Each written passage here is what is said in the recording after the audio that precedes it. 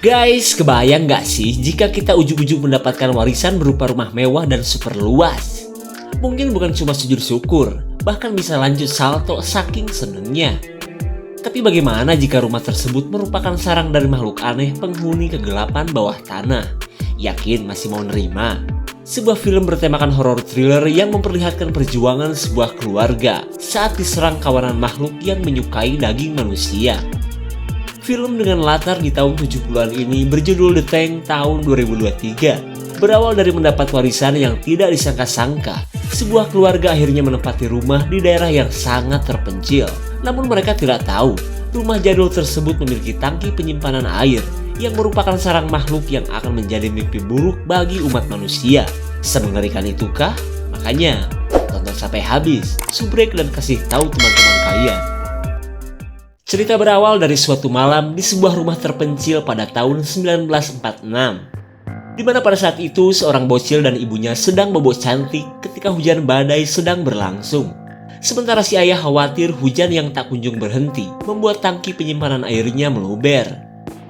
Kemudian ia buru-buru menuju tangki bawah tanah untuk menutup keran sebelum terlambat.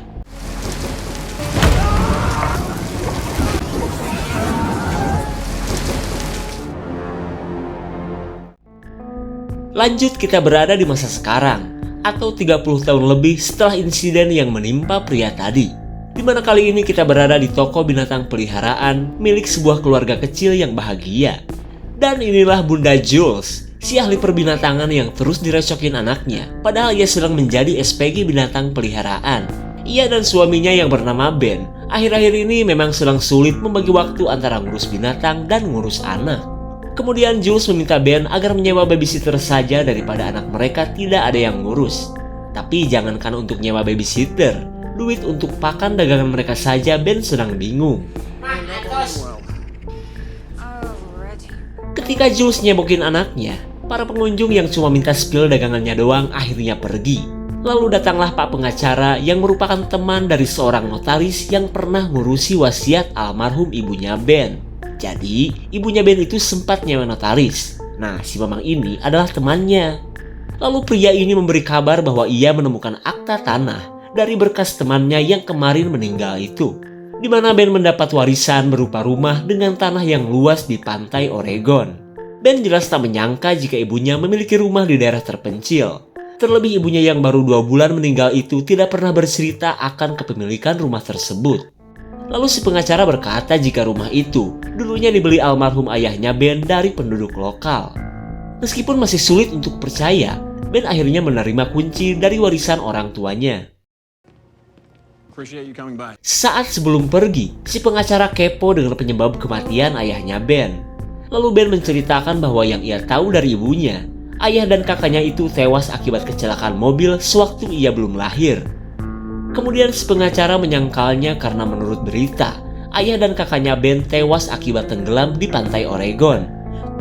Tunggu, kalian masih ingat kan jika pria ini adalah orang yang tewas di awal film tadi? Jadi jelas ya, pria yang diserang sesuatu itu adalah ayahnya Ben. Masih banyak pertanyaan kan? Terlihat Ben pun tidak mengerti kenapa banyak hal yang seolah disembunyikan oleh ibunya. Tapi meskipun demikian, Ben berniat langsung mengecek rumah yang kini telah resmi menjadi miliknya.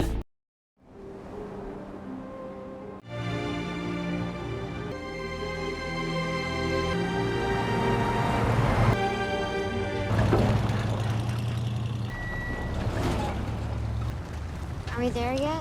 Setelah cukup lama berkendara, keluarga Ben tiba di penghujung jalan. Dan itu berarti mereka tinggal lanjut berjalan kaki untuk menuju rumah yang sudah berada dekat. There's something through here. Oh, wow.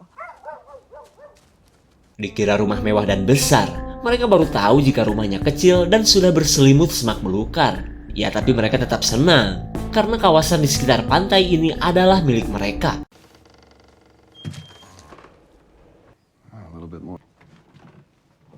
Setibanya di dalam rumah, si bocil bernama Rhea langsung mengeksplor tiap ruangan bersama si Doggy. Sementara Ben terlihat bersedih saat menemukan foto sang ibu ketika dirinya masih dalam kandungan beliau. Di sisi lain, Jules menemukan pemandangan terbaik yang bisa menyejukkan mata. Lalu tak jauh dari tempat mereka berdiri, Ben menemukan jalan masuk ke tempat penyimpanan air. Kalian masih ingat kan ketika ayahnya Ben diserang sesuatu? Melihat tempat tersebut, Ben bisa menebak bahwa rumah-rumah jadul seperti ini sudah biasa memiliki tank penampungan air. Kemudian Ben buru-buru memeriksanya untuk mengetahui apakah tank ini masih berfungsi. Setibanya di dalam tank, dugaan Ben benar bahwa tempat ini memang sudah terbengkalai. Hingga ia pun berniat untuk mengecek pompa air yang berada di atas. Lalu sesaat sebelum kembali, ia menemukan patromak jadul yang tentunya bermanfaat. Namun Ben tidak sadar, patromak inilah yang dibawa ayahnya ketika diserang oleh sesuatu. I don't want you to go near this thing, okay? Go and help Mom. Selang beberapa saat, Jules dan Rhea beres-beres di kamar bekas ibunya Ben. Di tempat ini pun Rhea bisa melihat foto jadul sang nenek yang sedang bersama kakaknya Ben. Kemudian mereka heran karena semua jendela di kamar ini dipaku. Hingga Ben pun menduga jika ibunya dulu itu parno terhadap maling. Padahal gak mungkin juga kan maling nyasar ke sini.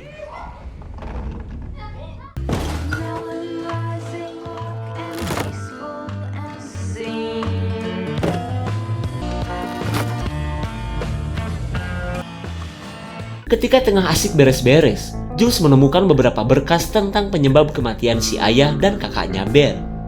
Dalam berkas dan koran-koran tersebut, mereka menemukan fakta baru bahwa yang menyebabkan ayah dan kakaknya Ben tewas itu akibat tenggelam di pantai di daerah ini.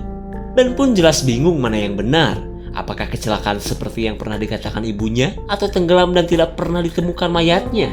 Yang jelas Ben tidak akan pernah ingat karena sewaktu ayahnya tewas, ia masih dalam rahim ibunya.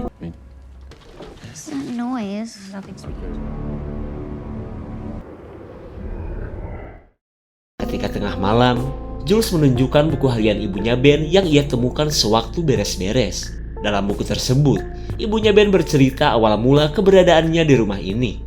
Di mana pada saat itu, si ibu merasakan kebahagiaan tinggal di rumah baru bersama keluarganya. Hingga suatu ketika, ayah Ben dan seorang pekerja membuat tangki air dan mengebor tanah untuk suplai air keluarganya. Tak tanggung-tanggung, mereka mengebor sedalam ratusan meter untuk menghindari kontaminasi air laut. Dan hingga pada malam badai itu, si ayah berniat untuk mengecek tangki tanpa sepengetahuan si ibu. Hingga di keesokan harinya, si ayah yang tak kembali membuat si ibu yang sedang mengandung Ben menyangka suaminya itu renang pagi dan tewas tenggelam. Lapor polisi mah lapor, tapi usaha pencarian mereka tak membuahkan hasil. Lagi serius-seriusnya dengerin cerita, Ben terlihat kesal karena buku harian ibunya tidak lengkap. Selang beberapa saat, pintu masuk tank tiba-tiba sudah terbuka. Di saat itu pula, rumah serem ini membuat Rhea ketakutan dan sulit tidur.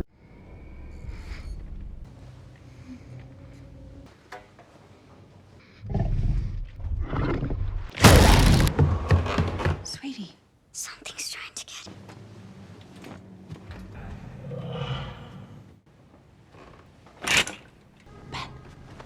Keanehan yang disaksikan Rhea membuat Jules dan Ben berpencar untuk mencari tahu apa itu sebenarnya.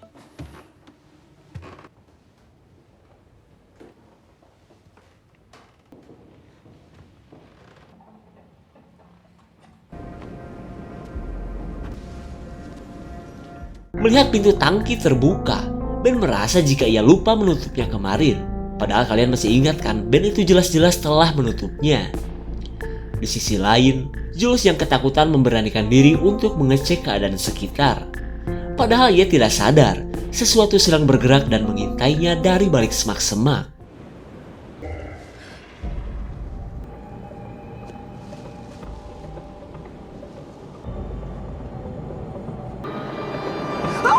Dikira jurik-jarian, Jules kaget oleh kedatangan Ben yang muncul tiba-tiba. Dan karena tak menemukan apa-apa, mereka pun akhirnya kembali ke dalam rumah. Di keesokan harinya, Ben sedang sibuk ngoprek pompa air di dalam gudang agar bisa kembali berfungsi. Tapi tak lama kemudian, Jules datang dan meminta agar Ben menjual saja tempat serem ini. Saran tersebut jelas ditolak oleh Ben. Baru juga dapat warisan, ya masa langsung dijual? Lalu Ben meminta Jules untuk jangan takut. Ya namanya juga baru menginap semalam, jadi memang perlu adaptasi dulu. Setelah pompa berfungsi, Ben kembali menuruni tangki untuk membuka keran. That hard, right?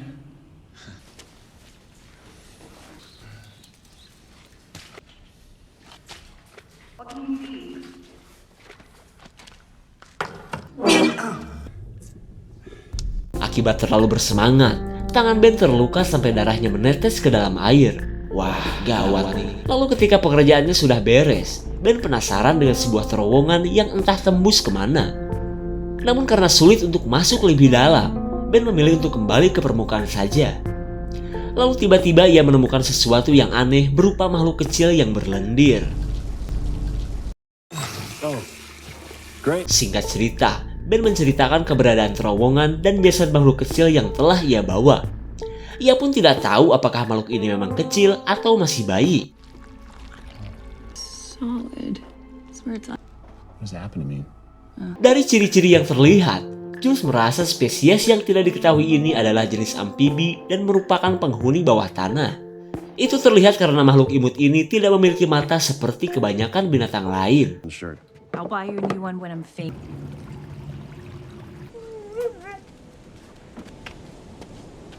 Daddy? Keberadaan makhluk di dalam tangki membuat Rhea benar-benar ketakutan. Sementara Ben yang menyangka itu cuma berang-berang, menyuruh Rhea untuk jangan asal ngintip ke dalam tangki. Di tengah kepanikan mereka, datanglah seorang teteh makelar yang disuruh pak pengacara untuk menemui Ben. Wanita bernama Mary ini rupanya sudah tahu dengan luasnya kawasan yang baru diterima oleh Ben. Lalu ia menawarkan harga yang fantastis jika Ben kepikiran untuk menjualnya. Ketika Jules bersemangat ingin menjual, Ben menolak mentah-mentah tawaran tersebut. Kemudian Mary meminta mereka untuk pikir-pikir dulu sebelum menentukan pilihan. Ia pun menyuruh Ben untuk menemuinya di kota jika berubah pikiran. Setelah memberikan tawaran, Mary pun akhirnya pamit pulang.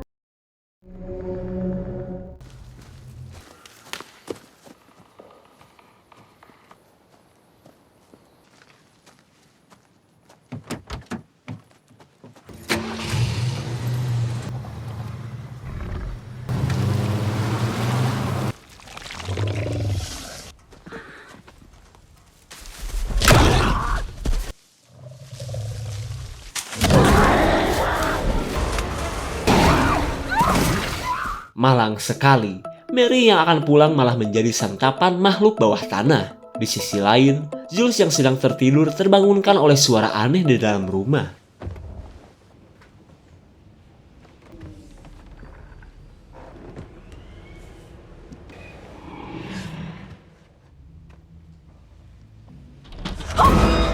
Sosok yang terlihat besar jelas membuat Jules semakin ketakutan.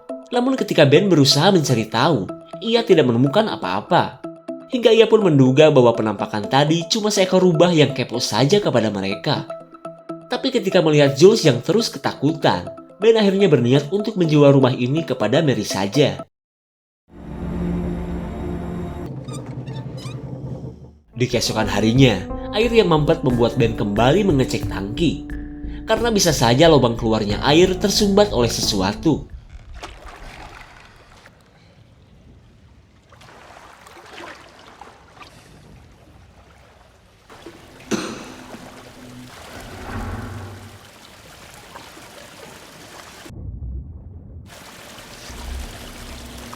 Sungguh tak disangka Ben menemukan sebuah perhiasan yang terbungkus selembar kain di saluran air. Lalu tiba-tiba Ben kaget saat menemukan sisa bangkai rakun yang seperti telah dimangsa oleh sesuatu. Sekembalinya ke atas, Ben seolah mendapat jawaban dari semua kebisingan yang terjadi tadi malam. Kemudian ketika Ben menunjukkan perhiasan yang ia temukan, Jules seolah tidak asing dengan benda tersebut.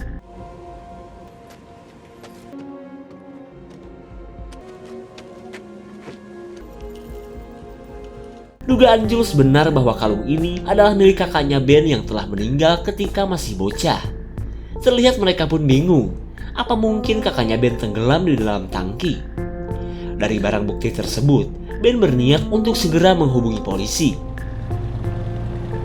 Singkat cerita, Ben menuju kantor polisi sekalian membeli bensin. Tapi belum lama OTW, ia menemukan mobil Mary yang ngajugruk begitu saja. Dirasa ada yang gak beres. Ben mencari si pengendara mobil tersebut.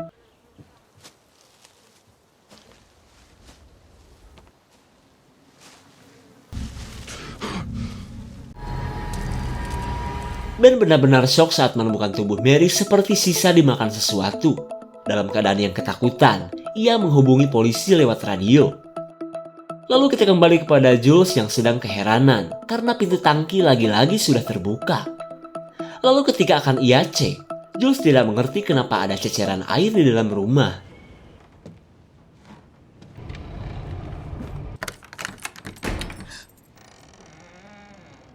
Saat mengecek keadaan rumah, Jules menemukan bagian buku harian si ibu yang lain. Dari lembaran-lembaran ini pun, Jules akhirnya tahu jika si ibu dan kakaknya Ben pernah diburu sesuatu di dalam rumah.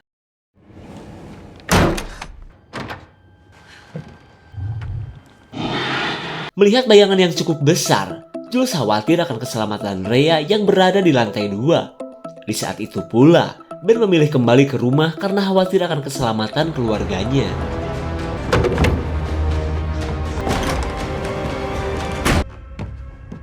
Are you alright? Saat mereka bertemu, Jules dan Ben saling menceritakan tentang kejadian yang baru mereka lihat. Lalu Jules kini merasa yakin jika ayah dan kakaknya Ben itu meninggal bukanlah karena tenggelam, melainkan diserang oleh sesuatu. Dan setelah kakak Ben tewas, si ibu tak mau Ben yang masih dalam kandungan suatu saat mendengar tempat ini apalagi sampai mendatanginya. Makanya, si ibu sengaja mengarang cerita bahwa ayah dan kakaknya Ben tewas tenggelam kepada para polisi. Lalu di akhir buku harian si ibu, mereka melihat sebuah tulisan yang menyuruh siapapun yang menemukan buku hariannya untuk segera kabur. Meskipun mereka akan segera kabur, Ben menyuruh Jules untuk menunggu dulu. Sementara ia akan mencari Pak Sheriff yang telah berhasil ia hubungi dan katanya akan segera datang. Singkat cerita, Ben nekat menyusuri hutan untuk menemui Pak Sheriff karena khawatir tak menemukan lokasi rumahnya.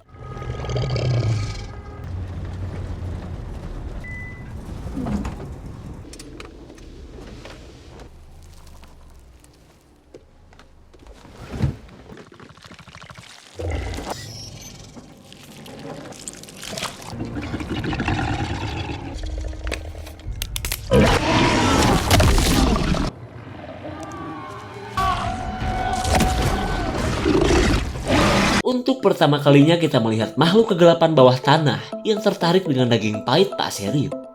Teriakan beliau pun membuat Ben bergegas untuk memeriksanya.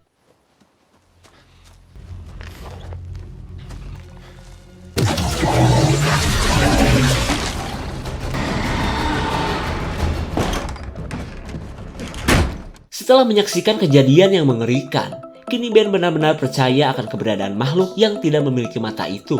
Ben pun merasa yakin jika lubang di dalam tangki itu adalah sarang makhluk-makhluk tersebut.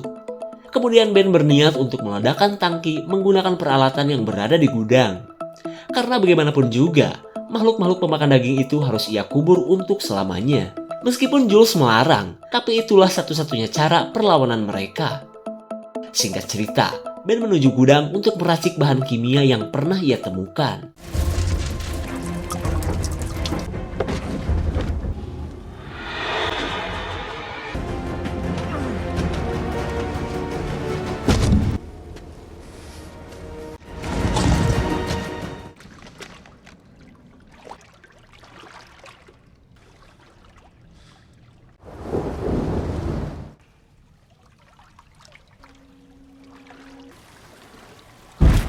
Sungguh tak disangka ternyata jasad Pak Sheriff sudah berada di tempat ini.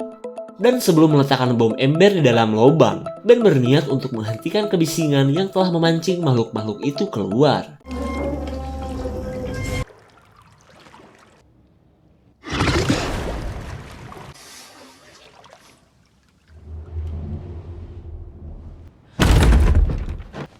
Stay here, sweetie.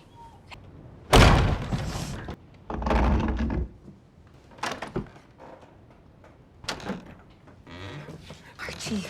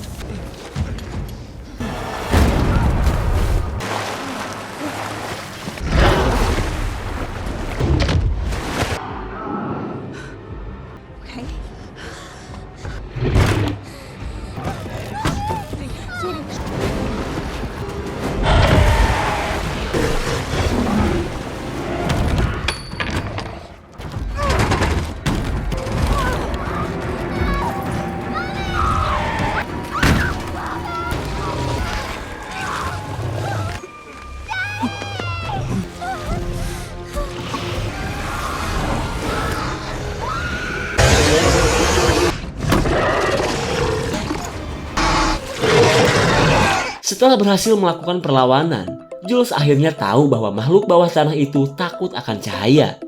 Kemudian ia menyuruh Ben yang terluka untuk menunggu, sementara ia akan menyelamatkan Rhea yang dibawa ke dalam tangki. What are you doing? If it's...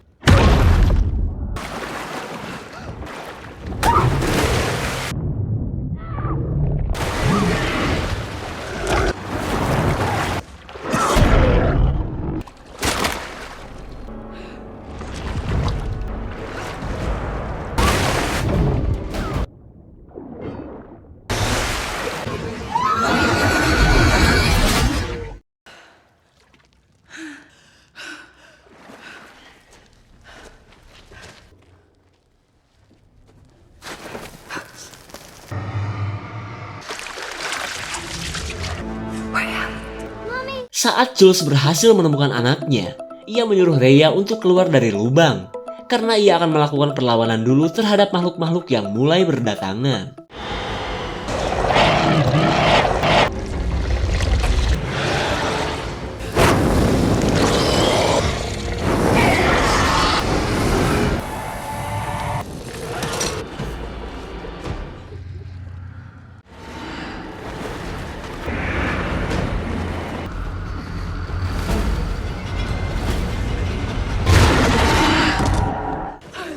Come on, Archie!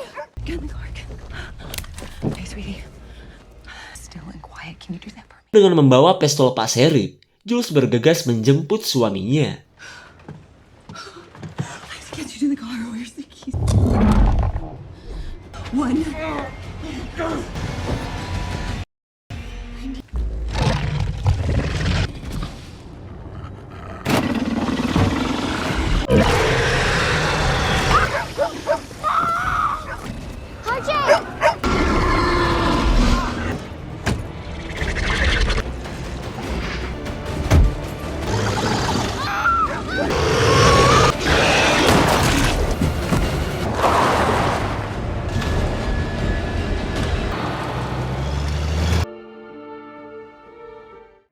Ketika pagi menjelang, Jules dan keluarganya berhasil menjauh dari daerah kekuasaan makhluk bawah tanah.